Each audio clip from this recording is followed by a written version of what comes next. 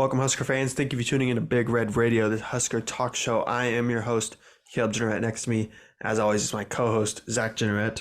This is the Michigan preview. We're going to get into it. We're going to do predictions, previews, all the analysis you need. We'll also have some news at the beginning, possibly. But remember to subscribe to the channel, leave a like, hit the bell so you never miss an episode. Social shout out, Twitter, Instagram, Facebook, and TikTok. All in the description, posting extra content over there all the time. So this episode is coming out a day later than usual. We had some issues yesterday, but on plan as always. Zach, you got anything before we get into it? Yeah, I just want to take a moment to apologize to the fans about my early season performance on the show. Nebraska wasn't ready going into the Minnesota game or the Colorado game. Seems like I wasn't either. Had some quite cold takes, maybe as some would say, a couple videos back. Didn't really come prepared to back up those takes via real stats or, real truthful things. It was more just my emotions flying around. But today we're prepared. I feel like I'm in mid-season form. Not quite playoff form yet, but, we'll be there when Nebraska's there. Yeah, we'll get there for sure. So I don't have any news. Do you have any news before we get into the questions? Heinrich is the starter for Saturday. Are you It's sure? been named. It has. When was that named? So they came out and said, I know a couple days ago they said Sims is still Not not 100%. 100%. Heinrich was taking number one reps, and then They're splitting reps. They're splitting reps. I think it came out today that they're going to go with Haarburg. It also seems that way via, the players talking about him. So I know Billy Kemp came out and, had some really good things to say about him. Anthony Grant came out and said he seized the moment. I think that was who said that. A couple of linemen came out and said great things about him. I'm not here to say that people don't like Jeff Sims, but I was at the Louisiana Tech game. They do a little starting roster thing on the big screen before the game. And obviously, Billy Kemp starting receiver, everyone claps. And you go through everybody, everyone claps. Heinrich Haarburg pops up and the stadium freaking blew the top off when he popped onto the video board. And I don't know. I think, the players love him. The fans love him. I think he is the guy for now, at least, until he shows otherwise, at least in my eyes. Yeah, so I've been diligently looking. I don't think they've named a starter yet. I know yesterday they talked about how they were splitting reps. They did say Jeff Sims is not 100%, but they will not name a starter at that time. And I don't think they've named one today either. But all signs, as you said, are kind of pointing towards Haarburg getting the start, which I have some mixed feelings about, which is actually what we're going to get into next, is who gives Nebraska the best chance to win on Saturday against Michigan. Because Matt Rule's big thing is we're going to play who gives us the best chance to win. No bias, Right. nothing like that. You go into it, who's going to give us the best chance to win?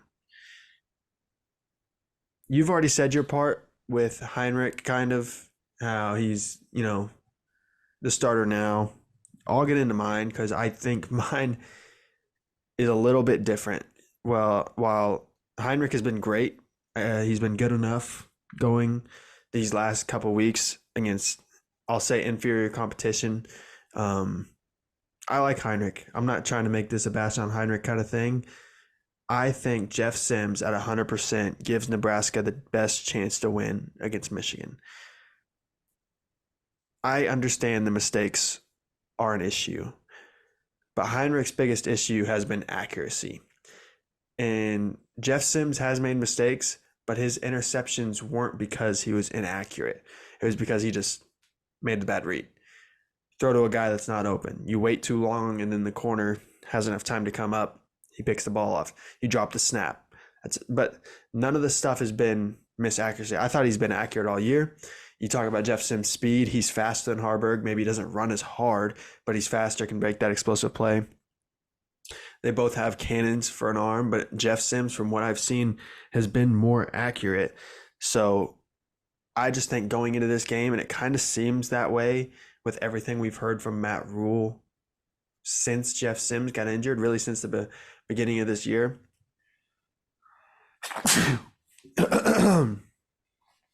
is that he thinks Jeff Sims is their quarterback.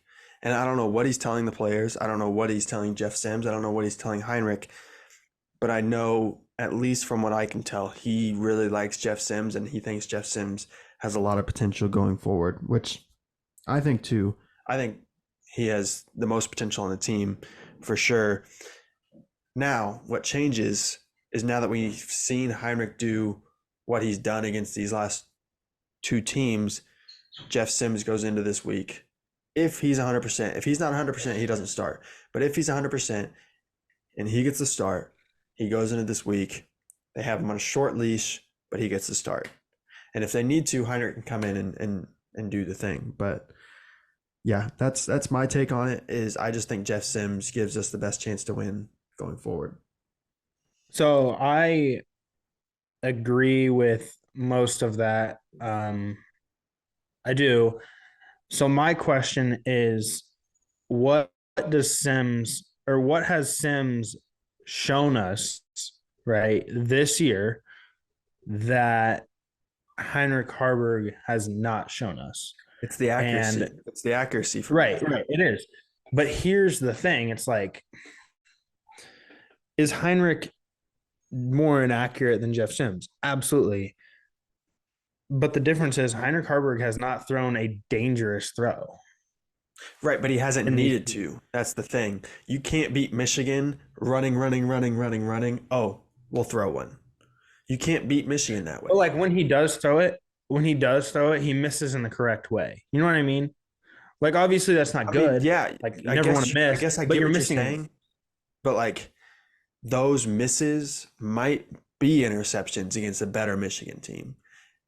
No, because I think the way I know what you're saying with like the deep ball, he's missing long. No, it's not just that. I think the way he puts the ball is our guy's either going to get it or nobody's going to get it.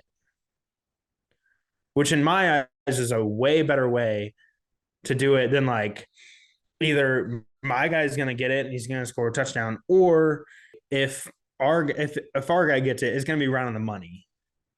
With Sims, it's going to be right on the money, right in his hands, right in his face. But if he doesn't, like the corner's going to break on it, and it's going to be a pick. I don't even think that's true. Watching the games, when he makes an accurate pass, usually our guys come down with it. The dangerous passes he throws haven't been like 50-50 balls. No. But it hasn't been like 50-50 balls. It's just been like didn't see the guy or like waited too long. Like if the receivers had a chance to get the ball, Jeff Sims has gotten them a ball. Heinrich has missed throws over and over and over again. Okay. Yes.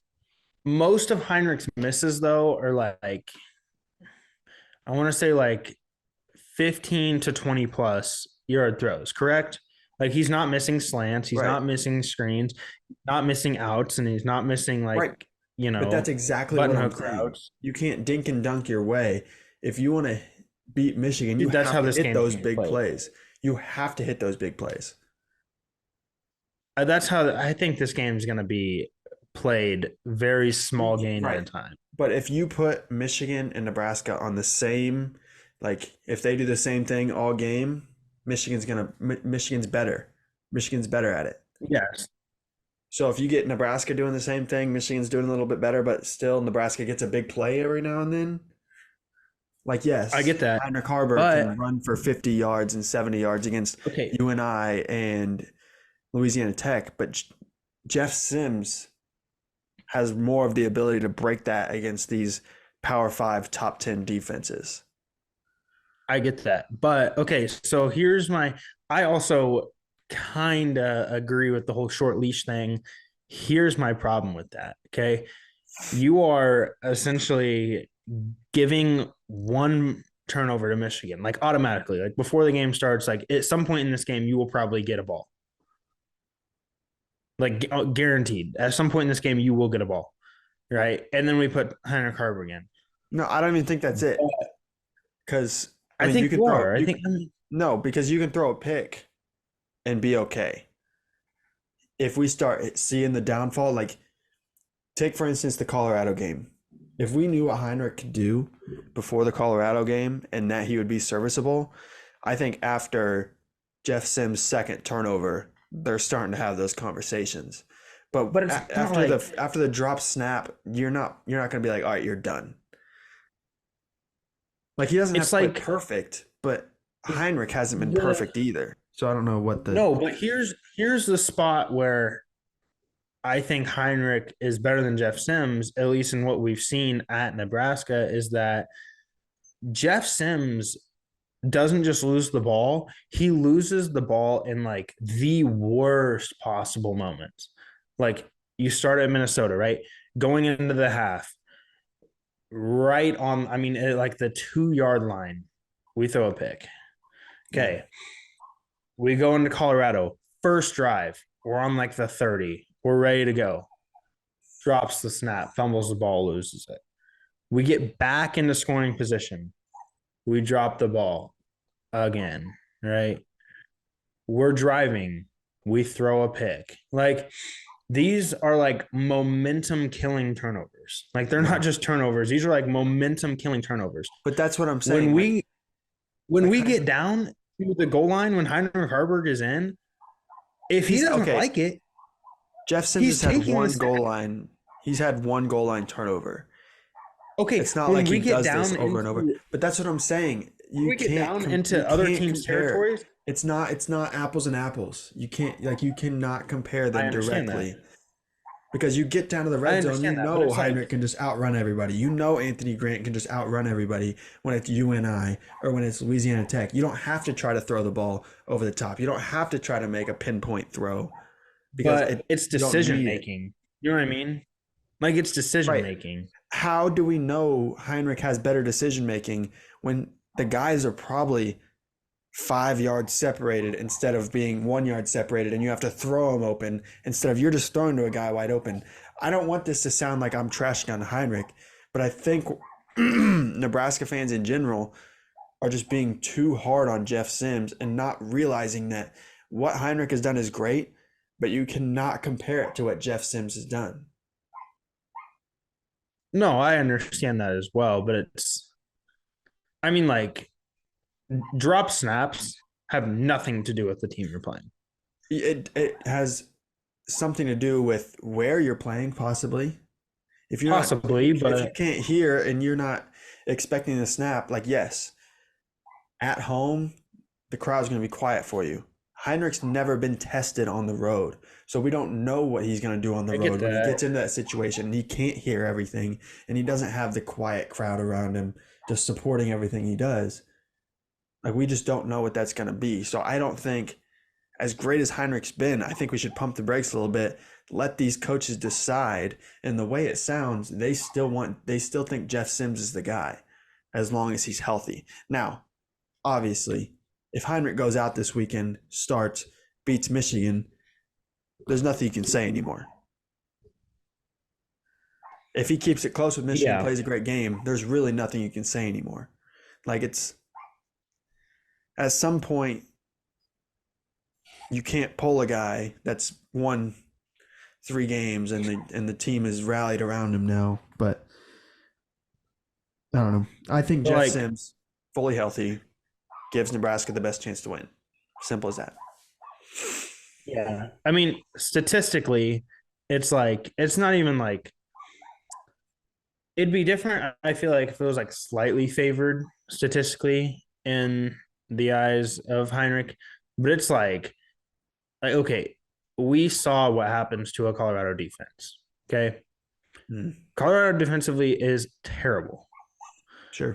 And Jeff Sims had one good run against Colorado. Realistically, he had one run, Yeah, but but also other than that, Nebraska. No, no, he no, was no, shut no. down. Because you said it yourself. You said it yourself.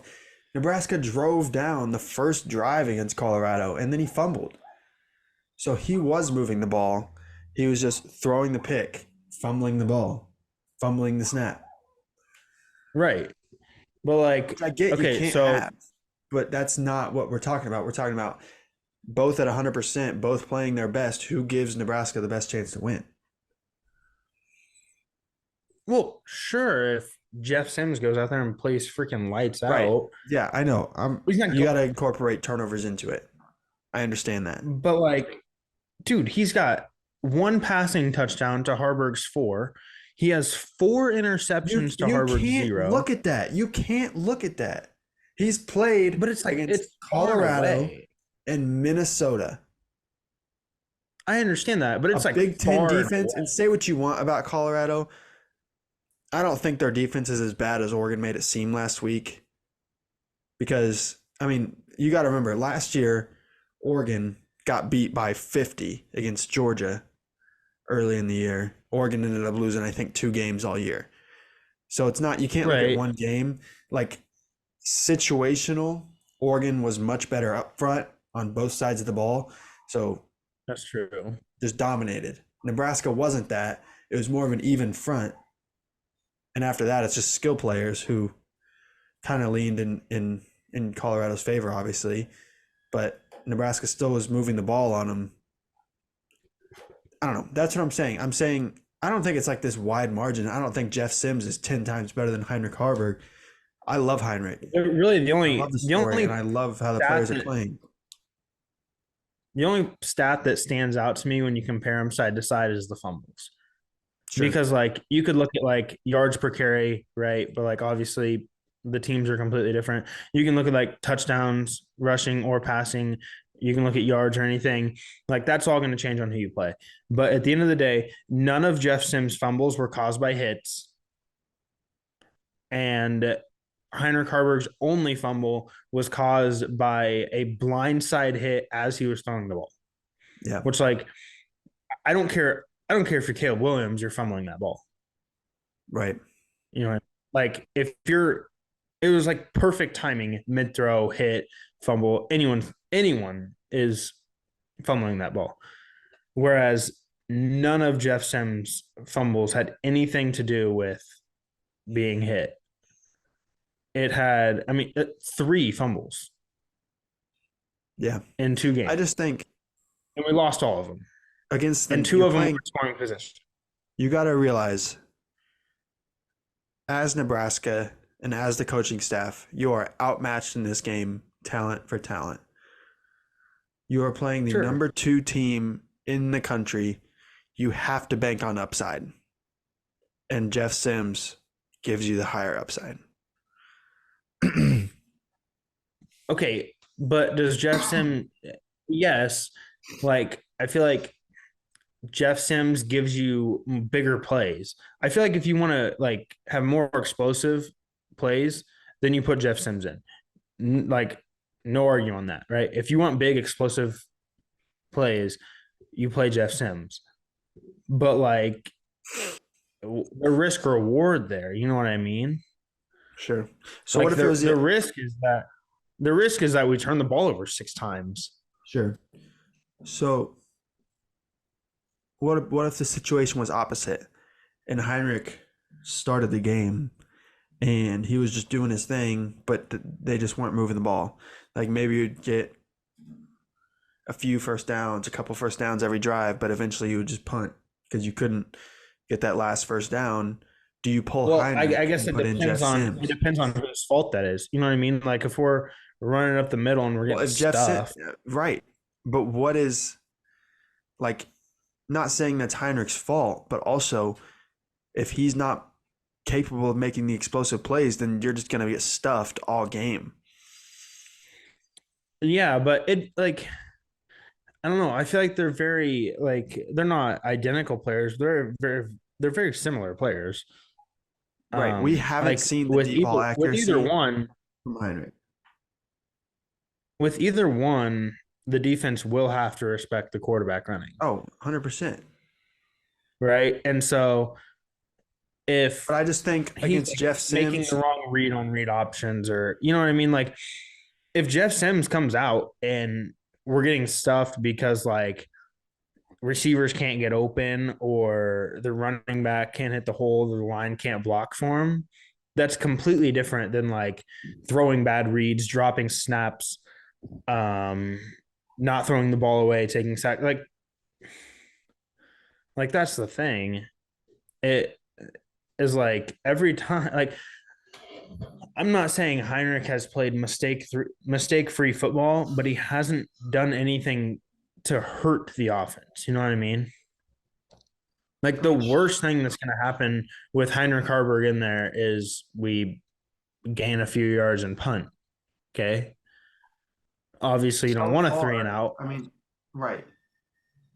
You're just saying that but so far. so far, sure. But like you can also see, like, based off of like the throws he is making, the reads he is making, it doesn't matter the competition, the reads are going to be the same.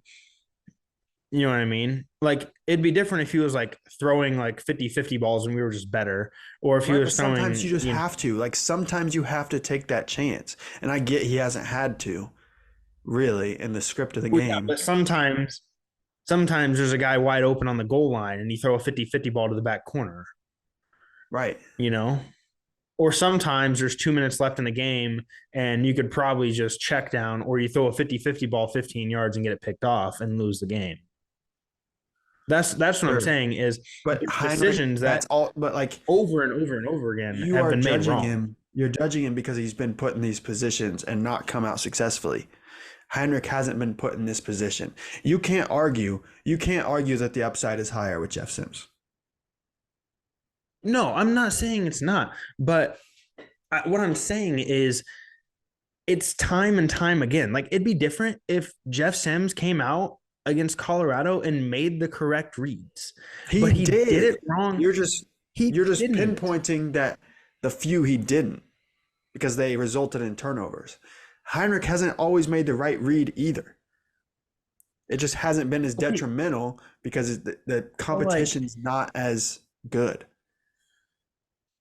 sure, but like I feel like Jeff Sims did not improve from Minnesota to Colorado.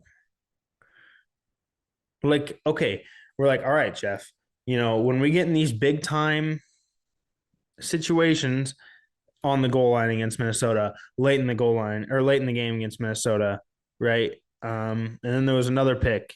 There was 2 picks or 3 picks against Minnesota.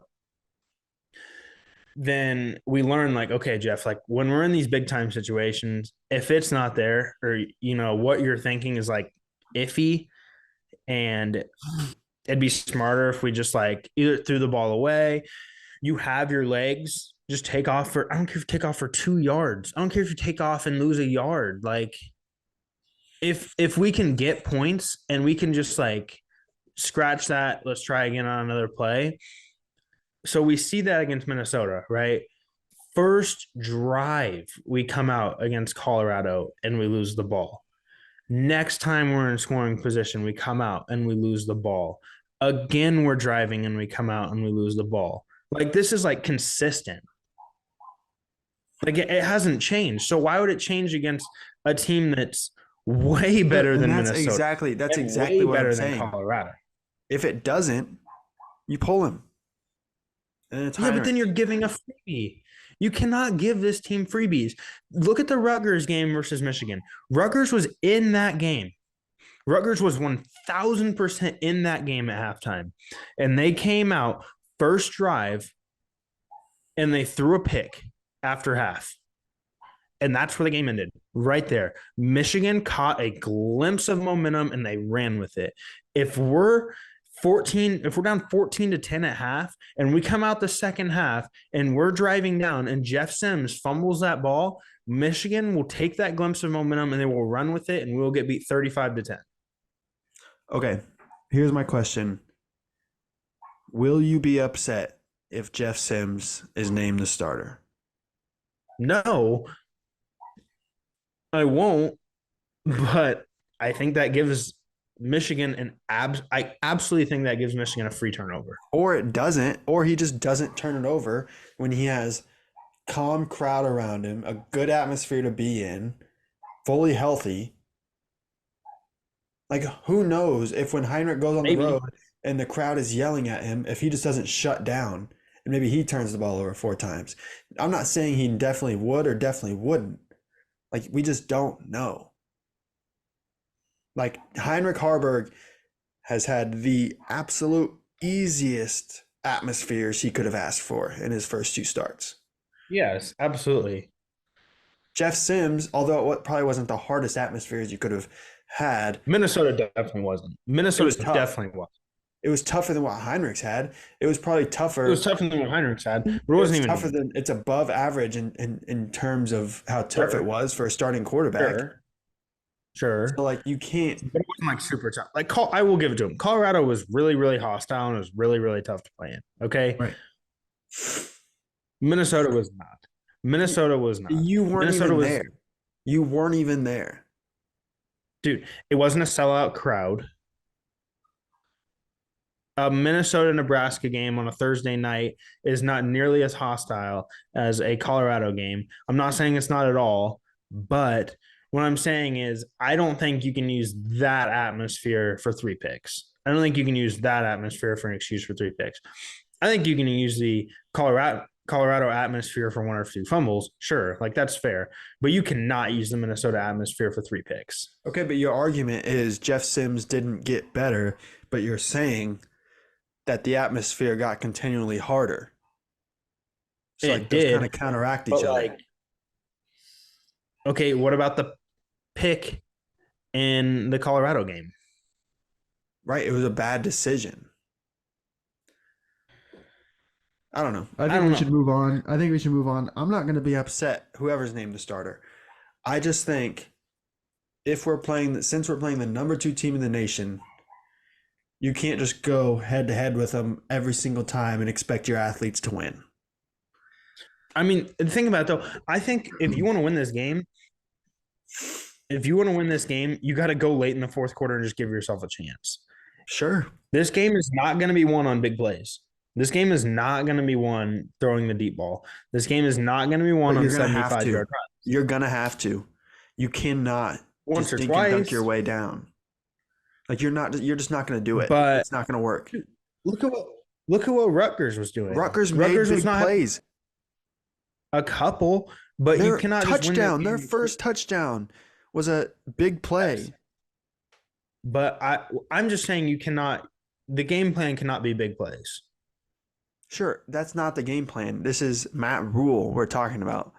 You can't go out there throwing it 50 times a game just expecting to get one. That's not what I'm saying. But you can't, like, Nebraska's going to run the ball 60, 65% of the time. You can't do that, suck the defense in, and be like, oh, now we're stuck because we can't throw a deep ball. I don't know. I think we should move on because we got some more positive stuff to talk about. But basically, I just think you should bank on upside. But I understand where you're coming from with the mistake-free that Heinrich has played. And until proven differently, you should just stick with him. I get that side of it. But also, I don't know. If Heinrich starts playing bad and then you pull him and put Jeff Sims in, that kind of ruins Heinrich's momentum, you know? But if you start Jeff Sims and he still portrays that even in a home environment, he still continues to make these mistakes, you pull him, Heinrich's the guy. Heinrich has already proven that he won't force mistakes. Like, he won't force things if he doesn't have to. But at the same time, I think if you put Jeff Sims in and Jeff Sims makes mistakes and Heinrich goes in, I don't think Jeff Sims sees another down as a starter. And that's fine, because that's what I'm saying. If he continues to prove that he still makes these mistakes in a good environment for him, then yes. And he hasn't improved and he hasn't been watching enough film or whatever, yes, you pull him. I don't care if he sees another down. But with Heinrich, it's a little bit different. Like, you pull him and Jeff Sims starts doing bad, then what do? You're going to put Heinrich back in? Like, at that point, the game's over. Well, yeah, absolutely. Okay, but here's my thing. It's like at the same time as you can say put Sims in and give him a shorter leash, you can also say put Heinrich in until he proves otherwise. Sure, but then, yeah, I mean, you could just go back and forth on it the entire time. Like, I'd say Like I bank on agree, like upside. you can put Sims in until he proves otherwise, but you can also say put Heinrich in until he proves otherwise. Sure, sure. We're gonna move on. I think the starter will probably be named either the day you're watching this, which will be Thursday or Friday. I don't think it actually gets to Saturday until we name it. I think probably after that last Thursday or Friday practice, they're gonna know. Maybe they don't announce it. Maybe they want to save as much time before Michigan knows, but I think we'll know soon enough. But we're going to talk about now a surprising breakout of the season. And I'll go first because I've got some honorable mentions that I want to talk about, and these guys might make your list. So I won't spend too much time on them. Honorable mentions: Alex Bullock not only earned a scholarship, but earned a starting spot at receiver this week, or this offseason. Haarburg, obviously, we've been talking about him. He came in, he's been serviceable, and obviously undefeated at home so far, undefeated in general. John Bullock, linebacker, seemingly came out of nowhere, took a starting spot, has been great this year, earned a single digit number as well. Cameron Linhart, the freshman pass rusher, been absolutely outstanding. Um, Hopefully, I think he's going to be back this week, which is going to be huge, as we'll talk about later. But my breakout player is Thomas Fedoni. We have been waiting for him to get on the field, and he's just gotten hurt again and again and again. And he's gone through coaching changes. He had Scott Frost, and he went to Mickey Joseph, and now he's on Matt Rule. He stuck through it, and now it's finally he's starting to creep up. He's got a touchdown these past 2 weeks. I think he's third on the team in receiving yards. He is creeping up and showing that he can be one of the best tight ends in the conference, if not the entire country, if he gets to full strength and plays to his full potential. So Thomas Fedoni is my breakout player of the season. Yeah. So just because I figured you would pick that one, I didn't. Mine is Heinrich. Mm, The reason I chose him is not really even because of his performances these last two games. It's more because at the start of the offseason when Matt Rule came in, we didn't even know if Heinrich was going to be a quarterback anymore. mm, We know if he was going to be like fullback or tight end or receiver. When he was finally told he was going to be a quarterback, we didn't know if he was the number two or even the number three quarterback. We didn't know if it was him or Chuba playing that role. Um, and then he is now up there at least 50-50 for number one for the probably biggest home game of the season. mm. Um, Obviously has played pretty well. I don't care if you're playing freaking high schools. If you're a quarterback and in two games you put up 280 yards of rushing Sure. with two rushing touchdowns, um, should have had more because he had 70 of that called back on a holding call. Yeah. Uh, that's really really impressive with that as well. Yeah. And so 100%. that's So, yeah, so that's mine because I mean at one point we didn't know if this guy was going to play quarterback, and now or he's even be on starting, Nebraska's team. and now he's winning or be on the team, and now he's winning games. Yeah. So Yeah. No, definitely. I mean, he was one of my honorable mentions for a reason. He's been fun to watch. So this is kind of the opposite player you expect more from going forward. I don't even think this is much of a negative, saying like we expect more from you, like you need to do better. I saw it more as a player you think is going to start getting more recognition, getting more in the game plan, getting better as the season goes on. And mine is Marcus Washington because he's been fine so far. I think he's fourth on the team in receiving yards. Um, but he, I think, is probably either him or Billy Kemp, probably our most talented receiver, just based on pure talent. I mean, he's got the hands, he's got the speed, he can make plays, and with our passing offense being bottom 10 right now in the country based on yards and everything, and I know that's kind of skewed because when you get up on these bad teams, you just run the ball, but it still needs to be better. And the receivers, I think, are going to make some plays, and I think Marcus is going to be a big time part of that. So Marcus Washington, I think, for me, I expect big things going forward. So mine was also Marcus Washington coming in. So um, I'll go more on like the statistical side of him this year. So right now he has six total receptions through 4 games for 81 yards with 0 touchdowns. Um, last year he had 31 receptions for 471 yards and a touchdown. I think he is vastly better than both of these stat lines. Yeah. And like you said, the pass game in general needs to, get better. But the thing about like having a good receiving core versus a good receiver is like if you have a good receiving core, you see it with like say the Eagles, right? So many teams are worried about not letting AJ Brown catch the ball on the Eagles that Dallas Goedert and Devontae Smith are open more than they should be. Yeah. If people are worried that Billy Kemp or Marcus Washington or Alex Bullock could catch the ball, one of them, or Thomas Fredoni, one of them is going to be open every play. Right. Like another good example is the 49ers, right? So when you see the 49ers have Brandon Ayuk and Deebo Samuel and George Kittle and Christian McCaffrey all out there able to catch the ball, one of those guys is going to be open each play. Yeah. And if you can have a quarterback that just puts the ball to the open guy, you're in a really good pass game. That's why Ohio State can throw the ball really, really well all the time. That's why Washington can throw the ball really, really well. That's why Texas can throw the ball really, really well. It's because they have so many good receivers that one of those guys is going to get a matchup they can win. Yeah, for sure. So now our last thing, getting in the prediction. So Michigan is currently favored by 18 points.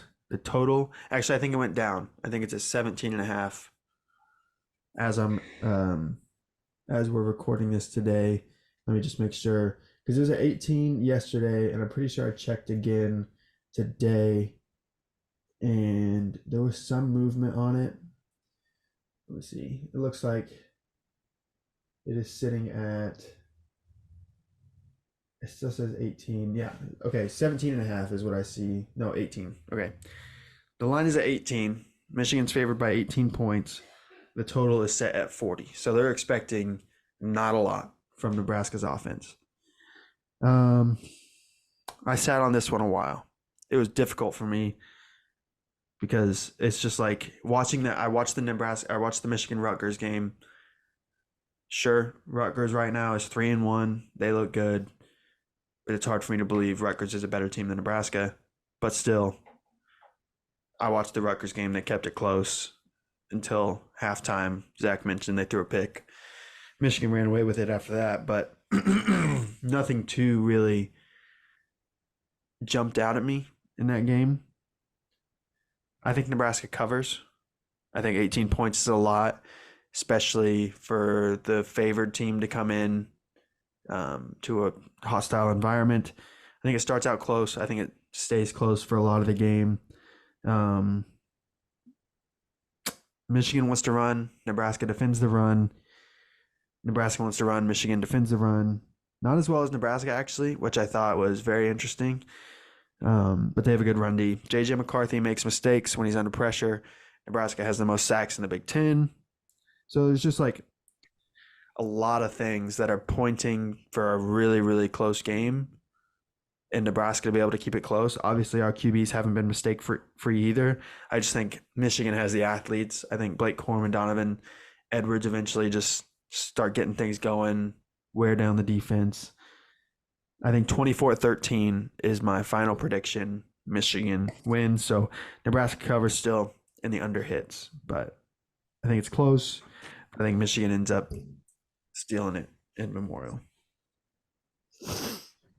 Yeah. And so in mine, so some of the key matchups going into this game. So, like you mentioned, the rush offense for Nebraska averages 235 yards a game. That's number 6 in the country.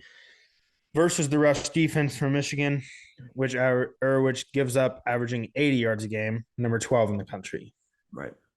But you also have to look at the pass offense for Michigan, which averages 240 yards a game, number 70 in the country, versus the pass defense for Nebraska, which gives up 251 yards a game, which is 101st. Yeah, but you gotta. It's different though because that's a little bit skewed because when teams find out they can't run against Nebraska, like last week, Louisiana Tech threw the ball 50 times against Nebraska, so you're gonna get those yards. Colorado threw the ball 40 times on Nebraska. You're gonna get those yards. Sure. Another one is Nebraska sacks, which is 3.5 per game, ranked 11th in the country, versus Michigan's sacks allowed, which is 0.75 per game, which is number 8 in the country. Just like Caleb said on that, though, you have to look at the competition Michigan's played. I mean, they played a good D line yet, which is the answer is probably no on that. But the matchup to watch this game is the Nebraska rush defense giving up 46 yards a game, which is number 1 in the country, versus the Michigan rush offense, which is 170 yards a game, which is 50th in the country, but I feel like has the ability to be much higher than that. They've kind of pulled back when they've gotten up big and stuff like that. So, yeah. So I'll start first with the why Nebraska will win here. This Michigan O-line looks average. In years prior, it's looked great and it's looked elite. This year, I mean, guys are not looking like they used to be. I know there's a couple guys I read today that aren't looking the best. They are obviously they're not looking bad, but against some of these guys on this Nebraska D line, I feel like you do have to look really good. And like you said, JJ McCarthy does make mistakes under pressure. If you want to win a game like this and you're Nebraska, you got to make them make mistakes, and then you have to capitalize on those mistakes. Another thing, Mason Graham, the top D lineman for University of Michigan, is out, and Nebraska runs the ball into the ground. So if your top D lineman's out, that hurts. That hurts a lot in this game. And then the last reason is Blake Corum obviously looks really good, but Donovan Edwards actually does not look as good as people would like him to look. He just has over 100 yards rushing right now, and they pretty much do like a 60-40 split carry in the backfield. And so 100 yards rushing is, especially against the teams that they've played, is not going to cut it. And now you're coming to play the number 1 rush defense in the country. And so obviously, like Caleb said, these are all reasons like why Nebraska will win. They all point to, they're all statistically proven and they're all backed up. But at the same time, you have why Michigan will win. Defensively, they get picks. I mean, defensively, Michigan is a turnover machine on defense. And whether we play Jeff Sims and he turns over the ball, or we play Heinrich and his inaccuracy causes us to turn over the ball, if Michigan is able to do what they did to Rutgers and pick the ball off and kill their momentum, the thing about Michigan is the pick didn't kill the momentum. It's the fact they picked the ball and then they just drained the Rutgers defense with the run. And then when the offense came back on, now they're down 2 scores. And so you had to throw, you have to get a little desperate. Well, then Michigan has momentum, right? And then you start running the ball and then it gets ugly. Right.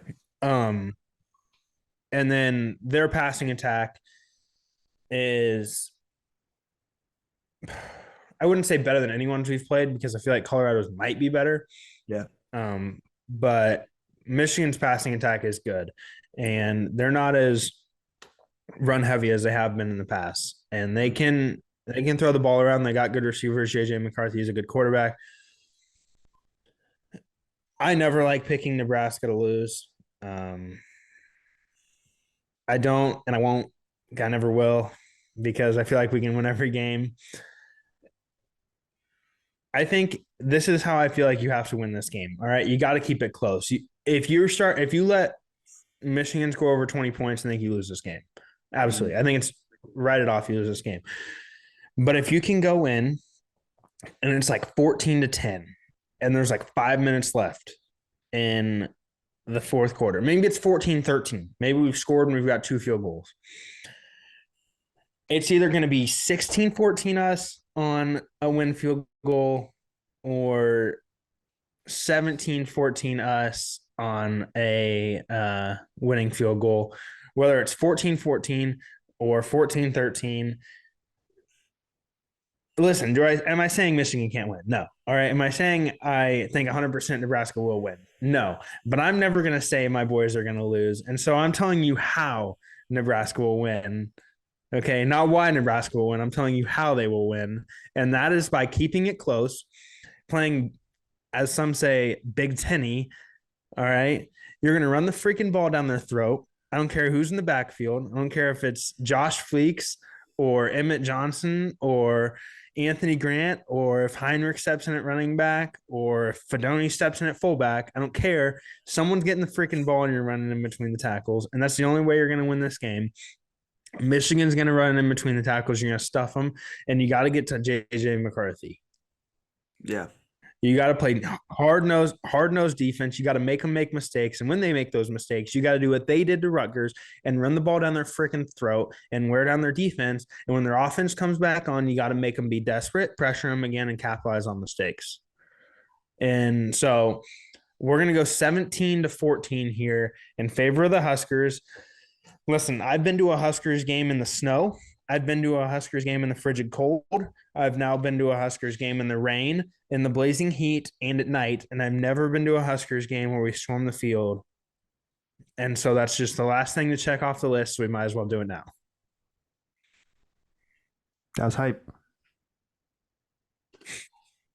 Yeah, obviously I'm hoping Nebraska wins. I mean, 100%, no chance. I would rather get every single prediction wrong and Nebraska win every single game. So that's all I got. Make sure you like. If you said to lose my left pinky toe and Nebraska wins the national championship this year, I don't even think I'd think about it. Like, I don't even think I'd think about it. Yeah. Absolutely. What? Dude, come on. I mean, this year, once in a lifetime. This year would kind of be. Yeah, I mean, imagine if somebody came up to you right now. It's like, if you chop your pinky toe off, you'll win the national championship this year. Like, imagine all the chaos that would have to happen. A 2-loss Nebraska team to get into national championship. Also, but do not count Nebraska out of the West. Do not. Nobody in the West looks good. Absolutely. Well, I wouldn't say. Or not. Okay. Wrong. Nobody. Like, I'm not saying. Okay, every single wrong thing to say. Team looks beatable. Every single team looks beatable. Absolutely. Wisconsin looks beatable. Iowa definitely looks beatable. Purdue looks beatable. Northwestern looks beatable. Freaking hate that we lost to Minnesota because they look very beatable. Northwestern beat them, but do not count us out of the West. Absolutely do not. If we can make a Big Ten title game this year, it'd be crazy. I wouldn't count on it. I'm here for it. Just for the odd side of it. But yeah, it would be ridiculous. But yeah, make sure you like, subscribe, hit the bell so you don't miss an episode. Make sure you follow all the socials in the description. We will be at the game this weekend in Lincoln. We will be at the Barstool show first. Maybe we'll probably go somewhere first, and then we'll go to the Barstool show. I don't know yet. We're just gonna catch to the rail yard. Yeah, play it by ear. We're gonna figure out what to do. But Zach, you got anything else? Nope. Go Big Red. Go Big Red. Hey, also, I don't know if we can put it out or not via copyright, but there's a little video circulating around about a few years ago when we lost against Michigan at home, and how this is our chance to get it back. If you're about to do anything big in your life and you need a little blood flow, just go watch that video. Yeah, it's pretty sure you could do a lot of things after watching. Yeah, for sure. But without further ado, go Big Red.